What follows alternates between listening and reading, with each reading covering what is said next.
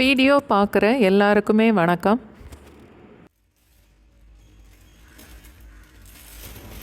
நாட்டு நெல்லிக்காய் வச்சு ஒரு ஊறுகாய் செய்து பார்க்கலாம். இன்றைக்கி 500 கிராம் அளவுக்கு நெல்லிக்காய் எடுத்திருக்கேன். ஒரு இட்லி பாத்திரத்தில் தண்ணி கொதிக்க வச்சு அந்த இட்லி தட்டில் எல்லா நெல்லிக்காவையும் வச்சு 10 நிமிஷம் வேக விடணும்.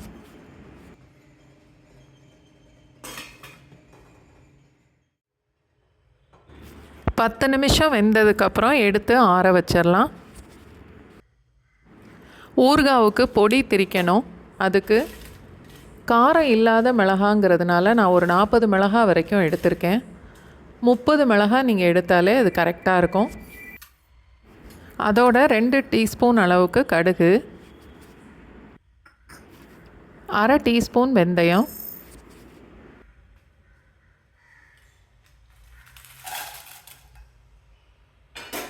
எல்லாத்தையும் ஒன்றா சேர்த்து எண்ணெய் ஊற்றாமல் வறுக்கணும்.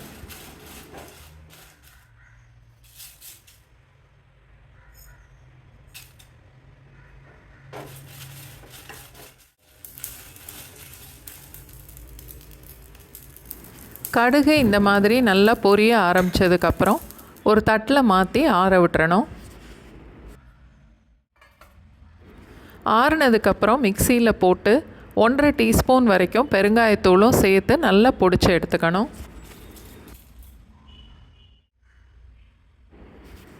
இந்த அளவுக்கு நல்லா நைஸாக பொடி பண்ணி எடுக்கணும்.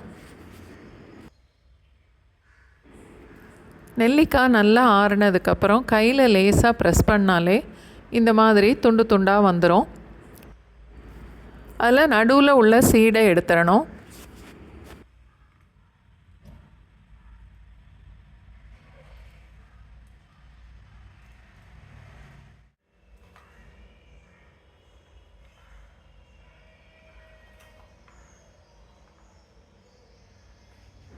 எந்த ஊறுகாவாக இருந்தாலும் நல்லெண்ணெயில் செய்தால் அது ரொம்ப நல்லாயிருக்கும். நான் 80லேருந்து 100 ml வரைக்கும் நல்லெண்ணெய் சேர்த்துருக்கேன்.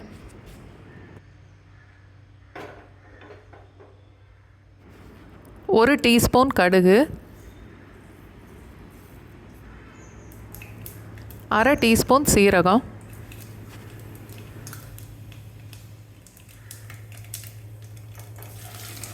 கடுகு சீரகம் பொரிஞ்சதும் எல்லா நெல்லிக்காவையும் அந்த எண்ணெயில் சேர்த்துடலாம்.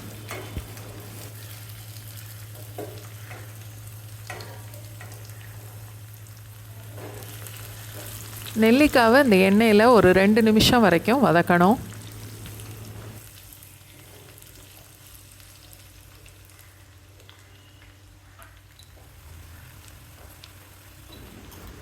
மூணு டீஸ்பூன் அளவுக்கு உப்பு சேர்த்துட்டு நல்லா கலந்துடணும்.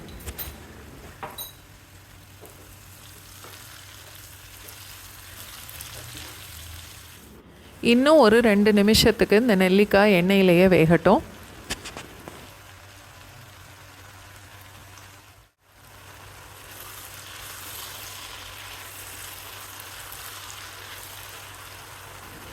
ரெண்டு டேபிள் ஸ்பூன் நாட்டு சர்க்கரை, நாட்டு சர்க்கரைக்கு பதிலாக வெல்லம் கூட சேர்க்கலாம். 1 டீஸ்பூன் மஞ்சத்தூள்,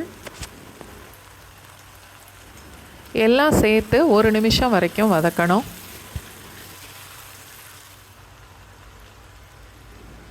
இப்போது மிக்சியில் பொடி பண்ண மசாலாவையும் சேர்த்துடலாம். மசாலா பொடி சேர்த்ததுக்கப்புறம் அடுப்பை லோ ஃப்ளேமில் வச்சு வதக்கணும்.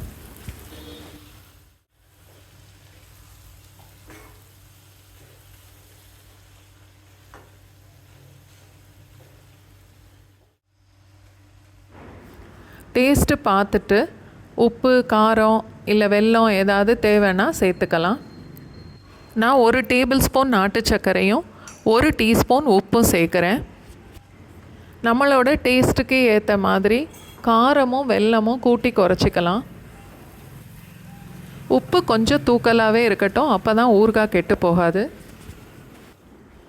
கொஞ்சம் அந்த நெல்லிக்காவை மசிச்சு விட்டால் அந்த நெல்லிக்காவோட டேஸ்ட்டு மசாலாவோடு சேர்ந்து ஊறுகாய் சாப்பிடும்போது ரொம்ப நல்லாயிருக்கும். இப்போ அடுப்பை ஆஃப் பண்ணிவிட்டு மீடியம் சைஸில் ஒரு எலுமிச்சம்பழத்தோட ஜூஸை இப்போ சேர்க்க போகிறேன்.